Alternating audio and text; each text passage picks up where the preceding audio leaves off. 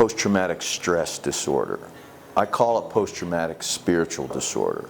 They live with the constant threat of an IED, improvised explosive device. So it takes you to a tension level that you got to live with every day, every minute. That takes a different toll.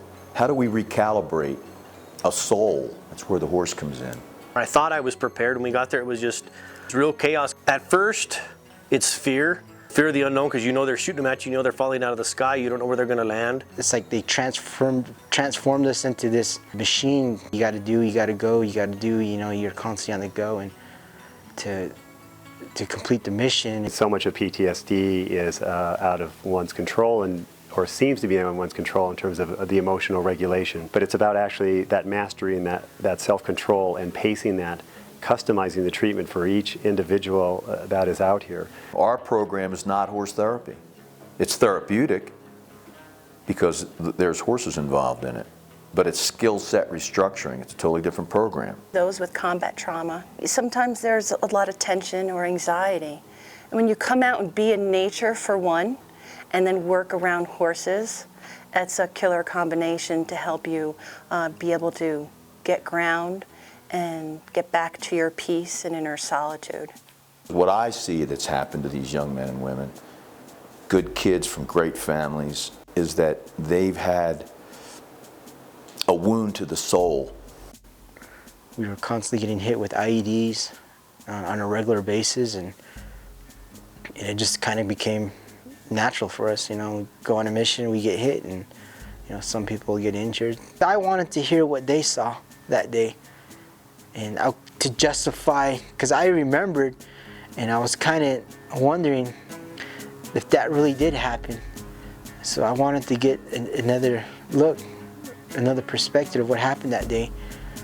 And I talked to one of my battle buddies, Sergeant Gainey, that was there that day, and he was kind of emotional, and he said, you guys are not supposed to be alive. He's like, I stopped there because I didn't want to go out there. I didn't want to drive to that vehicle and pull you guys out. I didn't think you guys were going to be alive. I just wanted to go home and to go home back to the ranch and back to the horses. There's ample evidence about interactions with animals generally is reducing autonomic, that kind of hyperactive nervous system. That is one of the core symptoms of PTSD, is mitigated or reduced just by interacting with animals. We believe that a coachee has the answers within themselves. We just have to help uncover it. And the horse helps me to do that. The program here, it's more of a hands-on learning experience. You actually get your hands on the horses right away from the first day. Just from that first initial grooming experience, you start getting an attachment to the horses, and they get an attachment to you. It just progresses all the way up till you get in the saddle, and you know, you feel one with the animal as you progress up with them. Rick's just so intuitive about meeting everyone where they're at, because it's not competitive or so. It's finding the inner resources. You're trying to search for that person, but that person's never going to come back. It's real hard to adjust.